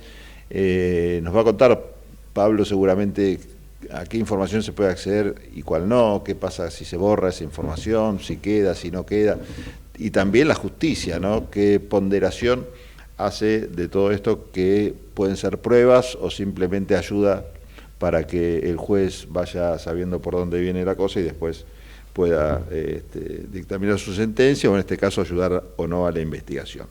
Pero ahora vamos a hablar de temas que de alguna manera veníamos desarrollando en el programa cuando hablábamos del impacto que tuvo en los mercados y en la gente las primeras horas posteriores a lo que fue la sanción y la aprobación de la ley Bases, que el gobierno tanto tiempo esperó finalmente, después de 7 meses de gobernar casi exclusivamente por DNU, logró esta ley que para ellos es tan importante para poder implementar su plan de gobierno.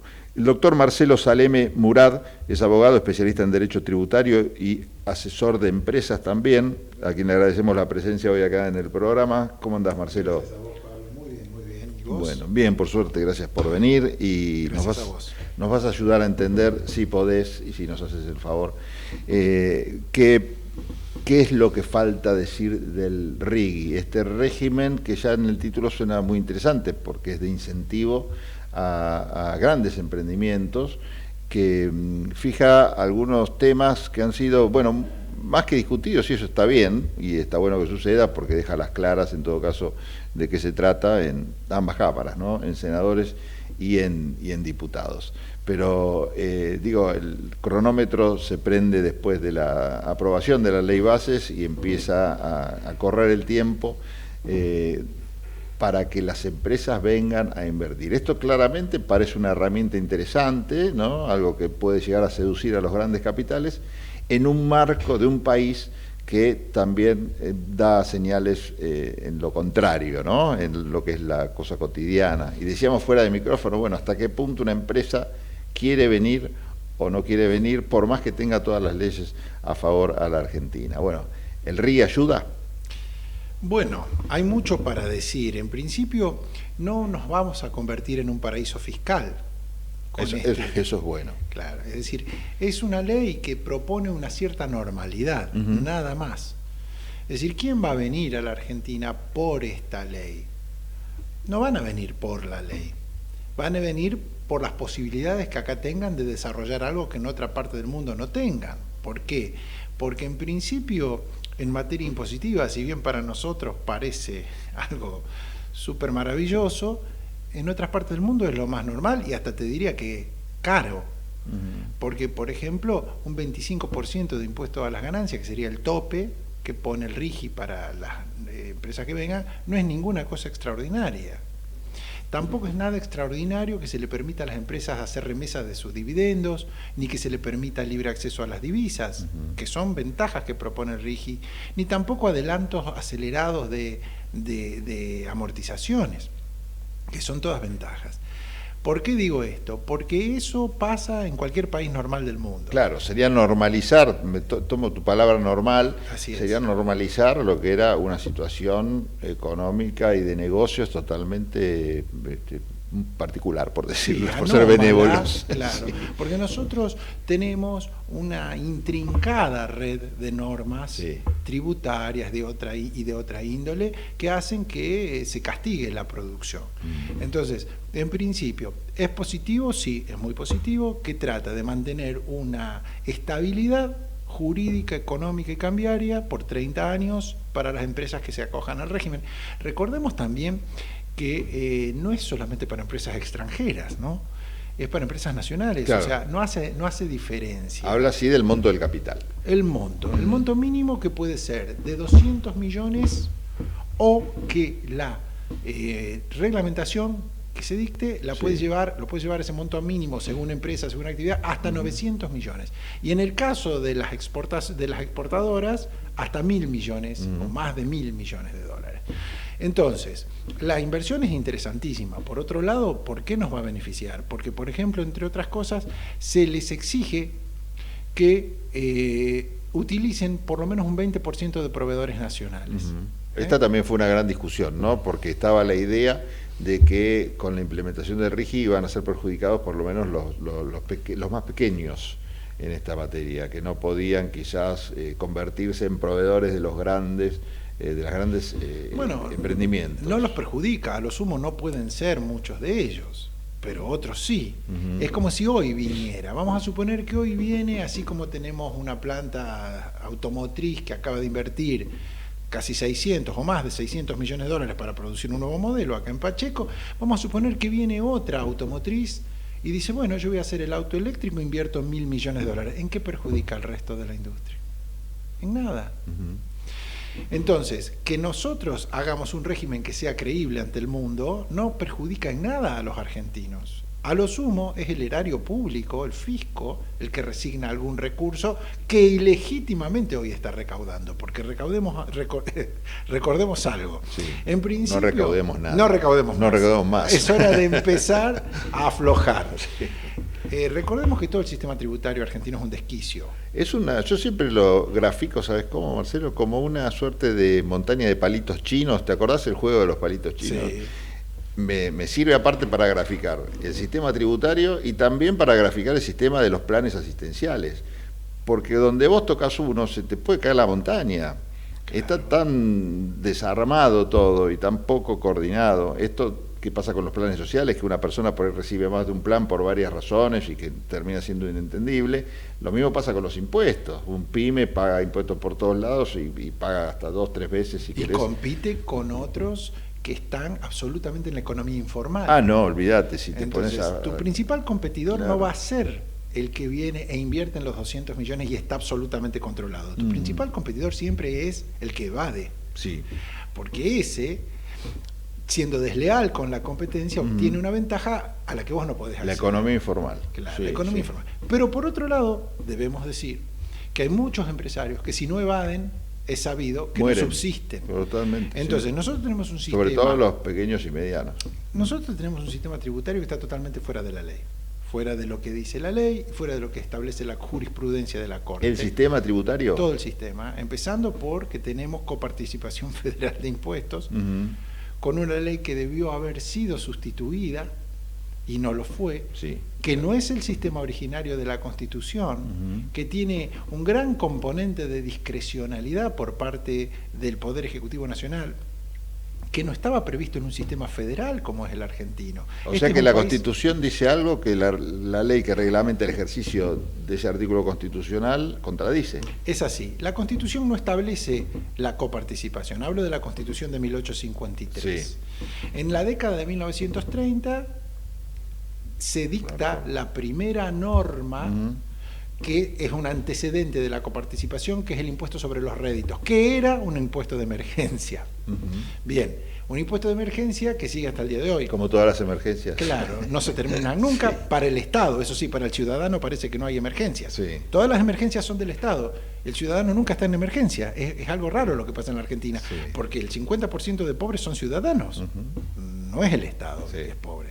Entonces, volviendo al tema, empiezan con una ley de coparticipación que no está en la Constitución y que establece un régimen totalmente distinto del de la Constitución. Ahí empezamos a ser un país unitario, hasta que viene en 1990 Domingo Cavallo, que en la convertibilidad se establecen porcentajes para la nación y para la provincia por ley, ley que luego la Constitución de 1994 dice que se debe dictar una ley de coparticipación, pero no lo hace.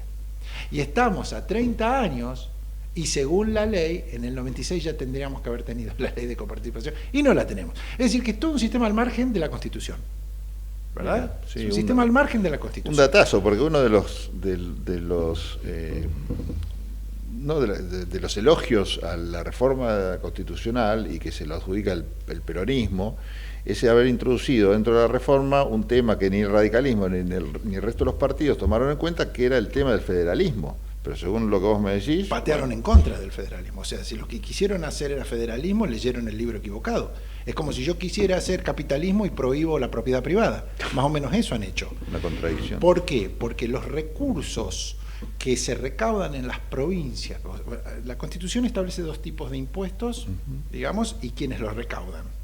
¿Y por cuánto tiempo puede ser? Sí. Perfecto. Pero la ley de coparticipación federal establece que los impuestos los recauda la nación y los reparte después, dentro de los cuales tenés asignaciones específicas, fideicomisos, fondos que se dispone discrecionalmente, etcétera, etcétera, etcétera, y termina diluyendo la independencia económica de las provincias. Y como dijo Alberti, sin presupuesto no hay gobierno. Entonces, no olvidemos que nuestra nación se llama también Confederación Argentina, nadie parece acordarse. Entonces, si la nación tiene facultades para recaudar determinados impuestos, es por delegación de las provincias. Es decir, son estados preexistentes. Ahora bien, este sistema de coparticipación no estaba previsto en la Constitución y la nueva ley que debía dictarse según la Constitución del 94 no se dictó todavía. Entonces estamos con un sistema absolutamente reñido con la Constitución. Eso debe quedar claro. En segundo lugar, las alícuotas de los impuestos en Argentina, además de la superposición impositiva que hay, las alícuotas son absolutamente confiscatorias. Por ejemplo, la Corte tiene dicho que más del 33%, si un impuesto con una alícuota de más del 33% es confiscatorio, y vos tenés ganancias al 35%, solo ganancias. Y si consideramos lo que se llama sumatoria de impuestos, tenés confiscatoriedad por sumatoria de alícuotas, como por ejemplo entre IVA y ganancias, tenés el 54%. ¿Qué pasa cuando estos temas se judicializan? Porque vos decís que la Corte Suprema lo tiene dicho. Claro. Palabra de máxima. Sucede lo siguiente. La Corte te va a responder, cuando me llegue el caso lo resuelvo. El caso concreto. Claro. La Corte no resuelve en abstracto. No, claro. Resuelve concretamente. ¿Qué hacen los políticos? Los políticos siguen cobrando, ¿por qué? Porque la resolución es para el caso concreto. Entonces, ¿qué te dicen? Si vos te sentís confiscado, anda a tribunales. Y la gente no va a tribunales. ¿Por qué? Porque no tiene la conciencia de defenderse de un impuesto en tribunales. Primero estaba el principio, bueno, estamos hablando de temas netamente jurídicos. No, a mí me interesa. Pero bueno, primero estaba el principio de Solve. No va a ser la última vez que vengas, así que quédate tranquilo que te vamos a explotar. ¿Qué pasaba? ¿Cómo vos como abogado lo sabés, cómo se desalentaba el litigio contra el Estado? Con el principio solve et repete. Usted pague y después repita. Mirá qué injusto. Sí, totalmente. ¿Qué deriva del hecho del príncipe? El hecho del príncipe, de los administrativistas que dicen el príncipe no se equivoca y sus actos no son judiciables. Mentira, porque eso en un Estado democrático no puede existir, en una república no puede existir. Nadie está sobre la ley. Entonces, ¿qué sucede? Vos andás sumando los factores. Solve et repete, es decir, tenés que pagar para repetir, los juicios se resuelven a los 100 años, conclusión, no nadie te conviene, litiga, hasta que empezamos a ver cómo hay empresarios que, con el cambio de algunas tendencias jurisprudenciales, ya empiezan a cuestionar los impuestos. Aunque sean puestos como escarnio, deberían ser puestos como ejemplo. Por ejemplo, el tema que hay con un empresario que cuestionó no quiero decir el nombre para que no se piense que tengo alguna parcialidad, que cuestionó un impuesto que caía sobre su industria. Él dijo, me hace inviable, sacó una medida cautelar y todo el mundo lo criticó, porque si no paga impuestos. No, porque lo está cuestionando judicialmente. Debería ser un ejemplo él. Es decir, nosotros nos quedamos quietos frente a la injusticia del Estado. ¿Y qué viabilidad tuvo después esa medida cautelar? Bueno, la cautelar suspende el impuesto. Suspende el cobro del impuesto. Y ahí sigue su suerte, pero él está pudo seguir con su emprendimiento. Puede seguir con la empresa y mientras tanto está cuestionando el fondo de la cuestión, hasta que llegará a la Corte Suprema. La Corte dirá si señor le cobra o no le cobra. Yo tengo planteos en este momento por impuestos ante la Corte. Claro, te iba a preguntar eso. ¿Hay casos? No, hay muchísimos casos. Está el Tribunal Fiscal de la Nación en el medio, en fin, que se llama Tribunal Fiscal por una dependencia del Poder Ejecutivo, pero en definitiva. Es decir, ¿qué remedios tenés? Y tenés muchos, y tenés que hacerlos valer. Volviendo al RIGI. Si yo te digo que es absolutamente confiscatoria una tasa de impuestos a las ganancias al 35, más la sumatoria de ingresos brutos, que también te grava ganancias, pero tan injusto ingresos brutos, porque ingresos brutos te grava no solo tus ganancias, te grava los costos, porque un impuesto sobre las ventas, volvés a pagar. Sobre eso que volvés a pagar bienes personales, es decir, lo que compraste después de pagar ingresos brutos y ganancias, más todo el IVA acumulado que pagaste, te lo graban con bienes personales. Es decir, que la doble imposición acá no existe, acá existe la triple, la cuádruple, la quíntuple imposición. Ni hablar del negocio en sí, porque quizás vos terminás cobrando esa factura y por los impuestos que pagaste, y en el marco de la inflación, que ahora bueno no es tanta, pero que sí existe, terminás cobrando muchísimo menos de lo que es y habiendo adelantado el pago de impuestos. Hay un estudio supuesto, yo no tuve acceso a él, pero circula, que dice que si los argentinos pagamos todos los impuestos, se nos lleva el 105% de la renta. Es decir, que perdemos el capital, y es verdad. Te conviene tirar las mandarinas como tiraban el otro día los productores. Lamentablemente, ¿no? Claro. Que mal en un mundo donde hay hambre. Totalmente. Entonces, el Estado se lleva nuestro esfuerzo. Ahora bien, viene una empresa y dice, yo voy a invertir $1.000 millones para sacar gas. Nosotros no lo podemos sacar, necesitamos $30.000 millones, no tenemos la plata, por poner un ejemplo. ¿Por qué nos va a perjudicar que alguien venga e invierta en la Argentina? Si va a dar trabajo, a las pymes, si va a comprar en la industria nacional, si va a proveer al mercado nacional, ¿por qué deberíamos preocuparnos a priori? No, a priori no cabe que nos preocupemos. Esperemos, si hay alguna conducta ilegal, tendremos los remedios legales necesarios para frenarla. Entonces, te decía del RIGI. El RIGI, ¿cuándo va a empezar a regir? Cuando se promulgue la ley, aunque la ley dice que si en 30 días no se promulga, lo mismo queda operativo el régimen. Y por otro lado, vos me decías, ¿qué podés decir que no hayamos hablado ya? Te puedo decir que acá hay un tema que se va a plantear con las provincias. ¿Por qué? Porque hay muchos que están diciendo, esto se va a llevar los recursos de la provincia. No es cierto. ¿Por qué no es cierto? Porque la provincia tiene que adherir para que el RIGI sea aplicable en esa provincia. Por otro lado, el RIGI, ¿qué es lo que concede? Concede ventajas en impuestos nacionales. Con lo cual, si la provincia adhiere, va a estar dando su ok a que también en materia de impuestos provinciales la provincia no pueda variar la condición actual. Pero, si la provincia no adhiere, no se toca ningún impuesto, ningún tributo provincial. Yo me animo a decir, y con esto te despido, aparte porque se nos viene la tanda, que muchas provincias van a terminar adhiriendo, y esto lo ves también en los votos, ¿no? Que muchos senadores votaron del peronismo, por ejemplo, que en general vota en conjunto en contra de este gobierno. El tema RIGI lo votaron a favor, quizás muchos en el anonimato, en función de que sus provincias claramente eran beneficiadas, particularmente las que tienen que ver con la minería o extracción de recursos. La provincia tiene que adherir. Puede adherir, puede no adherir o adherir con condiciones. Entonces dependerá de cada provincia. Entonces las provincias peronistas que tengan algún resquemor pueden decir, señores, una ley de adhesión que dictemos, que tiene que ser en nuestros términos. Listo, se acabó el problema. Se acabó y se solucionó el tema. Marcelo, muchísimas gracias por Gracias a vos, Pablo. Bueno, y te vamos a invitar otra vez porque por ahí te saqué de tema, pero a mí me interesó y este programa hago lo que me interesa a mí, ¿entendés? Así que me vino bien que vinieras. Marcelo Saleme Murad, abogado, especialista en Derecho Tributario y asesoramiento de empresas, estuvo acá en Tendencias. Vamos a una tanda, en un ratito ya volvemos.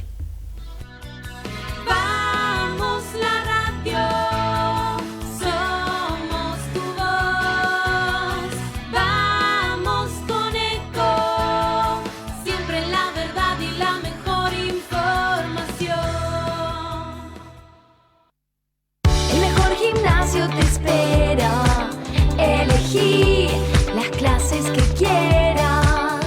En Unfit vamos a cuidarte. En Unfit venimos a encontrarte. ¿Sabías que un rico y auténtico sabor de un gran espresso ya no se encuentra solo en las cafeterías gourmet? Y además, con la línea de cafeteras Oster, la preparación de tus bebidas favoritas con café son tan ilimitadas como tu imaginación. Conocé todas las cafeteras disponibles para vos en www.osterargentina.com. Informate en ecomedios.com.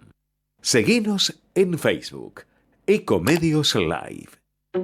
Tendencias. Con T de testamento, con T de tenaz, con T de totalitario, con T de trampa, con T de tranquilidad, con T de tapujo, con T de títere, con T de taquilla, con T de tesón, con T de tumba, con T de tosudo, con T de transmitir, con T de trampa, con T de trascendente, con T de tedio, con T de tempestad. Con T de tilo. Sí. Para los que son manija, que les gusta tener el auto impecable, este programa les recomienda Doctor Pulidora. ¿querés vender tu auto y querés que se vea como nuevo? Doctor Pulidora. Esta gente sabe lo que hace. Doctor Pulidora. Intendente García Silva, 1138. Morón, pulido, abrillantado, tratamientos acrílicos y cerámicos, limpieza de tapizados. En Doctor Pulidora le dan cariño a tu auto, a tu moto, a tu camión y a tu persona. Doctor Pulidora. Intendente García Silva, 1138 en Morón. Búscanos en nuestras redes. En Instagram, Doctor Pulidora. este programa y todos los que los escuchan. Ya lo probamos. Probamos también. Doctor Pulidora. ¿Sabías que el 50% de los residuos domiciliarios son orgánicos compostables? SEAMSE es la principal productora de compost de la Argentina y lo hace a partir de los residuos. Entérate más en www.seamse.gov.ar y en sus redes sociales. SEAMSE, Ingeniería Ambiental. La Universidad Nacional de La Matanza hace más de 30 años que está comprometida con la educación pública y gratuita. Más de 65.000 estudiantes, líder en el ranking de eficiencia educativa de Argentina. 70 carreras de grado, posgrado y pregrado.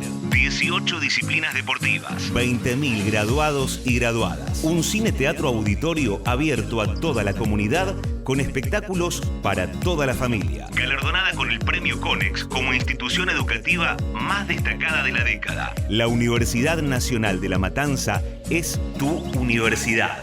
Sigamos avanzando juntos en el camino a la excelencia.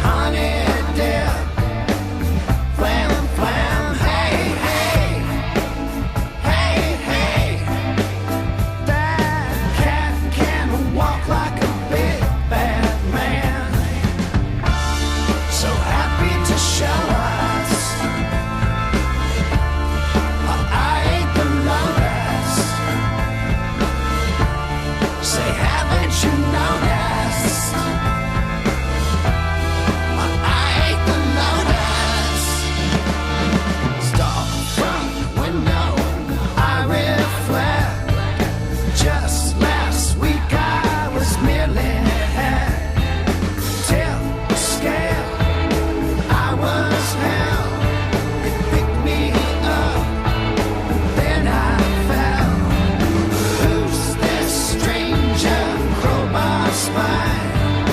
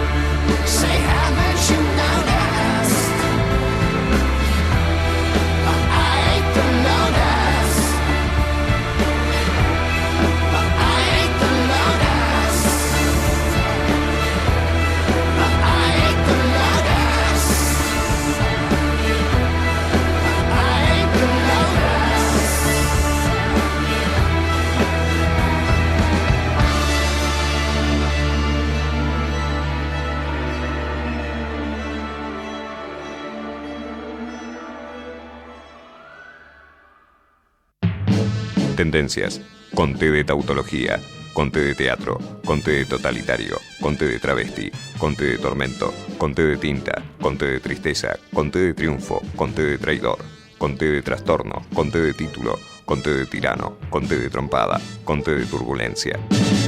Con T de tupi. ¿Tupi? ¿Pero qué es tupi?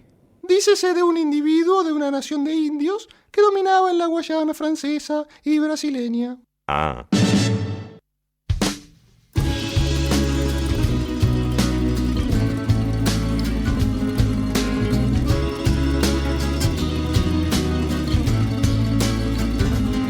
La policía te está extorsionando dinero, pero ellos viven de lo que tú estás pagando. Y si te tratan como a un delincuente, ladrón, no es tu culpa. Dale gracias al regente, hay que arrancar el problema de raíz y cambiar al gobierno de nuestro país. A la gente que está en la burocracia, a esa gente que le gustan las migajas. Yo por eso me quejo y me quejo, porque aquí es donde vivo y yo ya no soy un pendejo que no guachas los puestos del gobierno. Hay personas que se están enriqueciendo, gente que vive en la pobreza. Nadie hace nada porque nadie le interesa. Seguimos La en gente Tendencias aquí en Ecomedios, en AM 1220, con la producción. Voy a decir staff porque después va a empezar a hablar Pablo Russo y no lo voy a poder interrumpir, así que digo todo el staff. El señor José Venturini en la producción, Javier Martínez en la operación técnica. Hoy agradecemos a Julieta Sibona, que también nos acompañó con sus recomendaciones.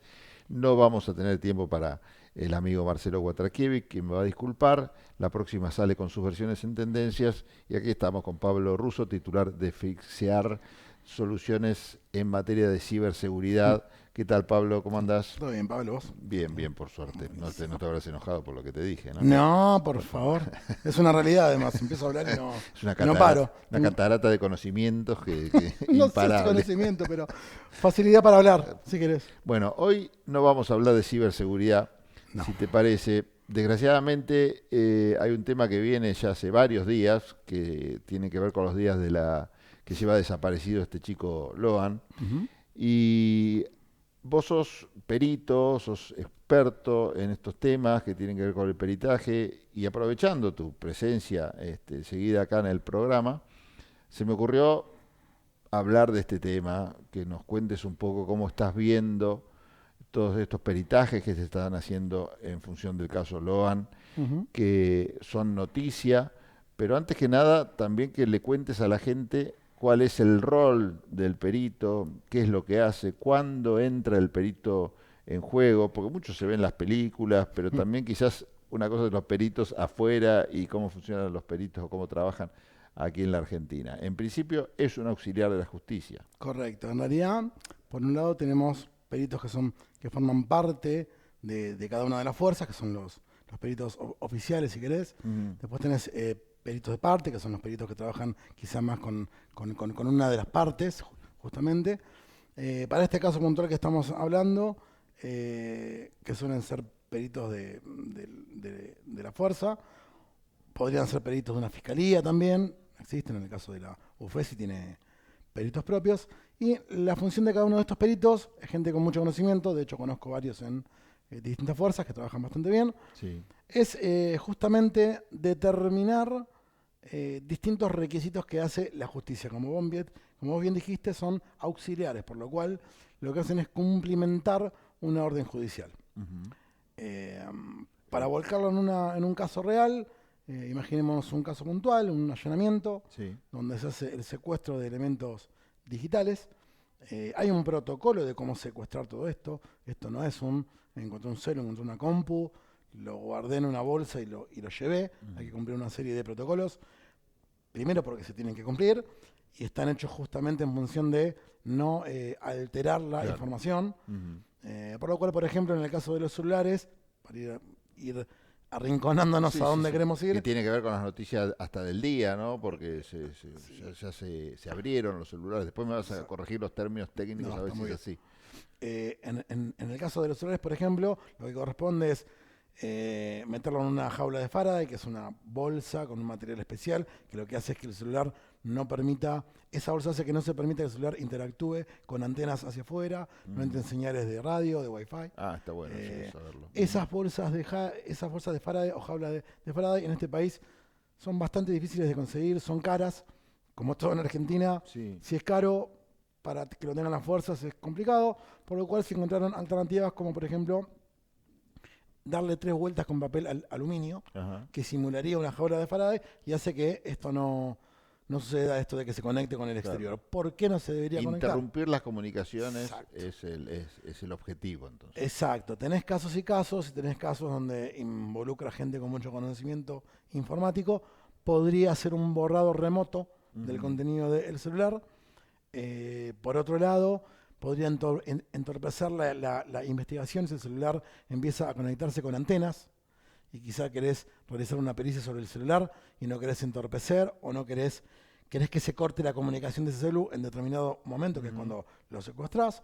Por eso parte del protocolo es el correcto secuestro. Bien. Siguiendo con eso dentro del protocolo tenés la cadena de custodia, que es el paso a paso de qué se hace con el celular y por qué manos está pasando, ¿no? Porque si no, llegás a un caso, sin ir más lejos, con el tema de Cristina Kirchner, cuando fue el tema del atentado. Del atentado, que había un celular, que se abrió, que se perdieron los datos, que se quedó inutilizado. Que cuando se recuperó estaba todo alterado. Exactamente, que no se podían, que se había roto el celular, bueno.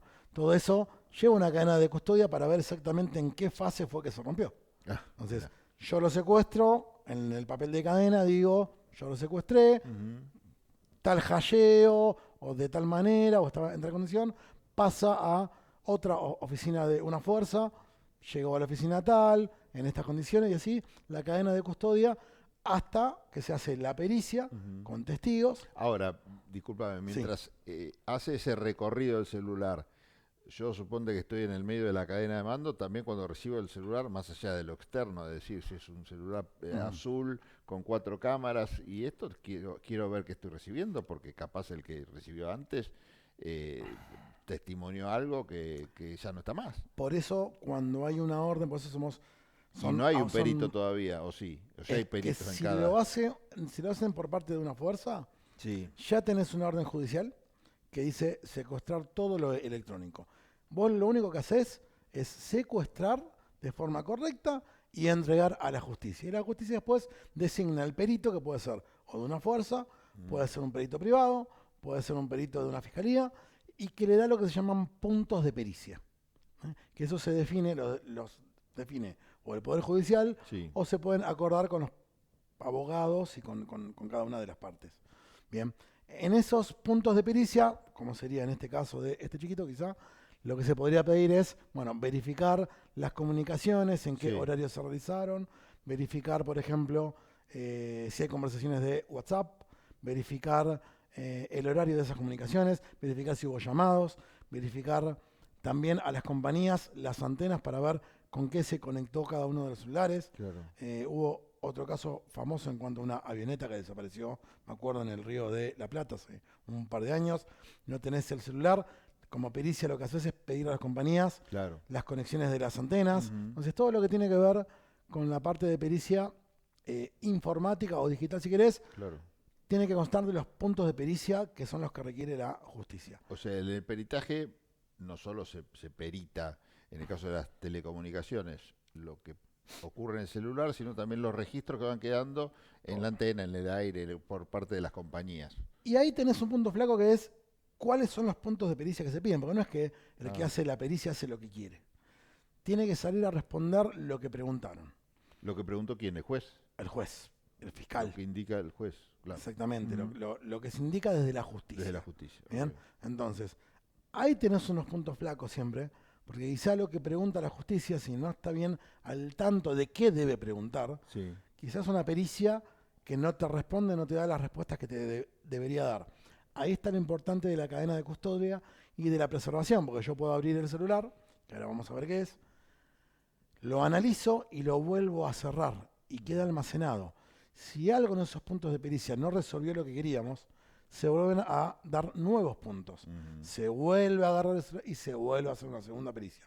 O la pericia no te convenció, o saltó una parte y dijo, no, eso no es real. se puede hacer una segunda pericia. Bien. Entonces, esa es la importancia de la cadena de custodia y de cómo secuestras estos dispositivos. Y de cómo lo abrís entonces. Y ahí vamos con la en otra la parte. apertura calculo que se pueden alterar todos Se los pueden datos. romper.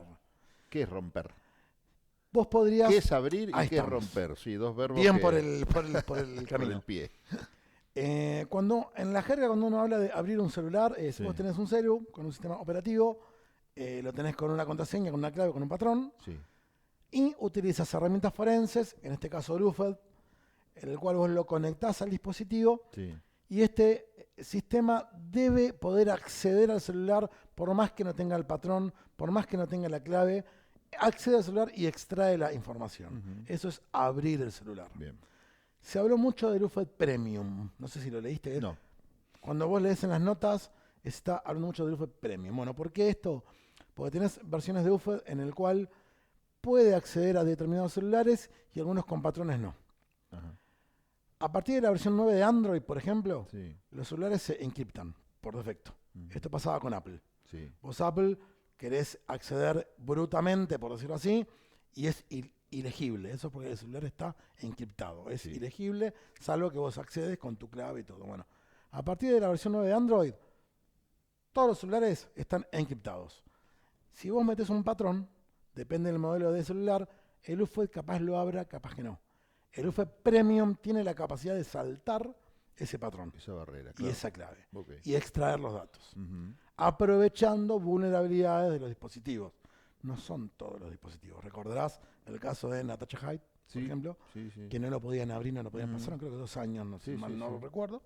Tiene que ver con esto, con que quizá el software que utilizás no puede abrir esa versión y tenés que esperar actualizaciones del software Claro. para lograr abrir ese dispositivo. Ahora, en Argentina particularmente, ¿cómo estamos en esa materia? Porque calculo que depende también del tipo de tecnología que tengas Totalmente. desde la justicia para acceder o estar incapacitado. Mira, esto depende mucho del Ministerio de Seguridad en cuanto al presupuesto que le da a las fuerzas, las compras que hacen de los software. Sí. Entiendo que Policía Federal ahora está utilizando uno de los UFOD Premium actualizados, por lo cual estaríamos bien y creo que todas las fuerzas tienen. Hubo una época en la cual los sistemas estaban desactualizados, licencias vencidas, y si vos caías con una causa, con un Samsung nuevo, Olvídate. no olvídate, Por no más lo que abrías nada. fueras el mejor perito del mundo, no ibas a No lo abrís. De hecho, los iPhone los iPhone creo que son los 15, los últimos, inclusive el UFOD Premium no lo abre. ¿Y ustedes, los peritos, tienen, digamos, un amplio conocimiento y necesitan estar actualizados permanentemente? Porque quizás hay cosas que se les escapan. Totalmente. O Esto cosas que están guardadas en algún lugarcito especial. Tiene que ver con cómo va cambiando la arquitectura de los sistemas, la seguridad de los sistemas y a su vez el software como herramienta que utilizás para las pericias. ¿No pueden sugerir ustedes desde el papel de perito al juez que no pide algo, por más que lo vea, si sea así flagrante el error que está cometiendo? Mira, como perito en realidad no. Ujú. Puede sugerir cada una de las fuerzas, supongo, a la justicia, más cuando son cosas muy específicas de Claro, tecnología. tan técnicos que por ahí el juez no tiene idea. sí, Exactamente. qué peligro. Entonces se suele sugerir, pero el que toma la decisión final siempre Claro, sí, va a sí. ser el juez. el O juez. el En este fiscal. caso Ujú. puntual, en el caso de Levan, tengo entendido que había 12 celulares, se abrieron los 12 celulares con el UFO Premium, y de acá lo que podemos esperar es justamente obtener información, en el caso de la tía, por lo que estuve Sí, leyendo, sí, sí, la tía es la que obtener está. Ujú. las comunicaciones en un rango horario puntual para saber si hubo comunicaciones telefónicas, si hubo chat de WhatsApp, qué decían esos chats. La conversación telefónica es más allá de saber si existieron o no. ¿Vos podés tener registro de qué se habló? No quedan tenés el grabadas, audio. no queda si el es audio. telefónica, no. Tenés Pero el tiempo de duración y a quién llamaron. Pero podemos saber si la tía llamó a alguien en ese rango, si llamó a 20 personas en un rango de 20 minutos, algo pasó. Podemos ver los WhatsApp. Los WhatsApp sí se pueden ver. Se pueden leer porque en realidad vos accedés al celular como si fuese tuyo. ¿Qué pasa con Telegram? Que está el mito de Telegram es secreto y se Si borra. vos accedés al celular como si realmente fueras vos, Sí. podés leerlo. Vos lo que no podés con Telegram es interceptar las comunicaciones. Ok. Con WhatsApp en realidad tampoco porque está cifrado de extremo a extremo. Sí. De mi celular a tu celular te mando un WhatsApp. si yo intercepto la comunicación en el medio, no la puedo leer. Ahora, si mi celular me lo secuestran y me lo abren, acceden al WhatsApp. ¿Y qué pasa con los mensajes borrados? Los mensajes borrados en algunos casos se pueden recuperar también. En las dos aplicaciones, Telegram y WhatsApp. En el caso de WhatsApp seguro. Telegram te la debo. Pero en el caso de WhatsApp, los mensajes borrados se pueden ver. Se pueden ver. Exactamente. Lo mismo en el caso de los archivos enviados, imágenes, fotografías. Fotos que borrás, fotos que Vos quedan en algún lado. Ten en cuenta que una vez que pasó por el dispositivo, Sí. vos lo enviaste a través de una red social o una comunicación, pero pasó por el dispositivo. El borrado en informática no existe. El borrado en informática no existe. Titulazo. Lo único que sucede cuando vos pones borrar algo es ocultarlo a la vista pública, si querés. Se borra cuando se pisa. Vos pensás que el espacio y la capacidad de un celular es, por ejemplo, 512 GB, es finito, son 512 GB. Lo escribí de fotos hasta los 512. Borro las fotos a 100 GB. Esos 412 GB simplemente no están visibles. Lo que se llama quitarle el puntero. Están las fotos ahí. Yo lo paso por un software de file carving, se llama así, recupero todo. Ahora, cuando yo de esos 100 GB empiezo de vuelta a poner fotos, voy pisando cada uno de esos lugares y ahí sí se borra. Por eso el borrado seguro, que se llama así, cuando uno entrega un dispositivo para borrado seguro, lo que haces es escribir con ceros y unos todo el dispositivo o todo el disco rígido varias veces. Entonces eliminás cualquier rastro y posible reconstrucción. O sea, existe la posibilidad entonces de un concreta de borrar. Pero esto no lo hace una persona. Pero no haces lo tenés que entregar a un especialista que haga un borrado seguro haciendo determinadas cosas. Y vos trajiste a cuento el caso de Cristina y Sí. que nos queda un minuto, José, nomás. 5, no veo nada a la distancia. Te atrapé con este tema. No, el tema de Cristina, por ejemplo, que vos dijiste se devolvió el celular roto. Sí. ¿Qué significa roto? No que estaba rota la pantalla. Cuando quisieron volver a obtener los datos, a extraerlo, no respondía. Decía que el sistema operativo estaba muerto. ¿Cuándo pasa esto? Si vos estás queriendo acceder al celular mediante un software y utilizando un software, porque vos no está solamente el UFED, tenés el Oxygen Forensic, tenés un montón de software que hay dando vuelta, y cada herramienta que utilizás tiene especificado dentro qué celular vas a abrir. Si yo intento abrir un Motorola con un malware, por decir así, o con un software especificado Samsung tal, quizá lo rompa. Entonces, si vos intentás abrir un Motorola, un Samsung 20 con un Samsung 19, ponele, puede haber una colisión y lo podés romper y dejar inutilizable el dispositivo. Que es lo mismo que decir que no tenés acceso a lo que tiene adentro o inutilizable, Lo que no dejaste sirve más. inutilizable, no sirve para nada. Lo volvés a cargar en un UFED, un Oxygen, lo que sea, con el driver correspondiente. Y no ves nada. No anda. Es lo que pasó con el celular, se había perdido, entre comillas. Y fue toda esta cadena de líos que hubo de quién tiene la culpa, se echaba la culpa entre Gendarmería, Policía Federal, PSA, y bueno, y ahí parece que falló la cadena de custodia también. Claro. Entonces, hubo unos ruidos bastante grandes, pero bueno, por eso es importante, primero que nada, también la capacidad del perito, ¿no? Porque si bien tenemos muy buenos peritos en cada una de las fuerzas, no siempre al que le toca hacer la pericia es el mejor.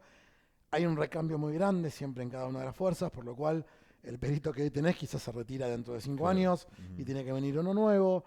Y bueno, todo va de la mano con la capacitación, Ministerio de Seguridad, cuánta capacitación les da.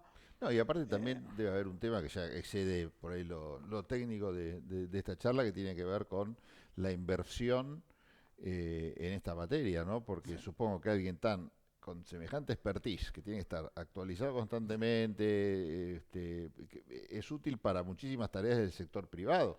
Y entonces los deben captar así nomás. La cantidad de gente trabajando como perito privado ahora, o en distintas consultoras, ex fuerzas, es enorme. Y si te pones a hurguetear un poco, te vas a dar cuenta que cada una de las fuerzas cada vez tiene menos peritos. Claro. Pero es algo que no es culpa de las fuerzas. Hay un tema de sueldos. Sí, Te puedo decir que un país, sueldo claro, sí, sí. de un perito de una fuerza debe cobrar el 25% de lo que se cobra en el mercado. Claro. O sea, 25%. Entonces, ¿cuánto te dura esa No lo retenés nunca. Salvo que le guste mucho el laburo que hace, y entra en juego esto de, bueno, le tenés que dar más privilegios que quizá a otro personal de una fuerza que tiene que estar todo el día metido. Y bueno, claro, ahí empieza se desgasta la relación y ahí aflojes, bueno, claro. Es el tipo de cosas que pasa. Pero bueno, hay un tema ahí de sueldos que tiene que solucionar directamente, supongo, el Estado Nacional. Que va más allá del tema. Bueno, te agradezco, Pablo, esto realmente es sumamente interesante. Bueno, viene a cuento, desgraciadamente, también por este caso que lleva no sé ya cuántos días, casi 19, sin resolución.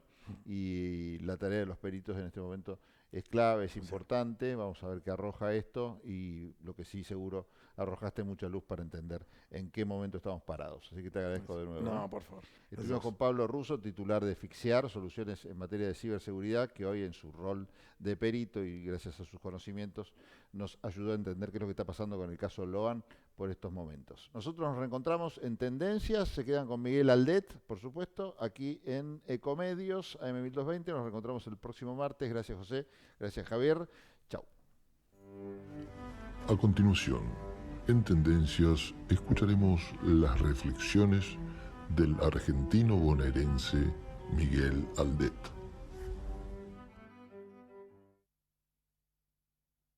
¿Qué tal amigos? ¿Cómo les va? ¿Qué dicen? ¿Cómo están ustedes? ¿Qué tal Galeano? ¿Cómo anda usted? ¿Qué tal? ¿Cómo está esa audiencia de Tendencias? No, ¿sabe que le quería contar? Que el otro día fui a sacar un crédito al banco y le dije que quería un crédito y el del banco me dijo, ¿y a mí qué me importa? Y claro, se ve que son créditos sin interés.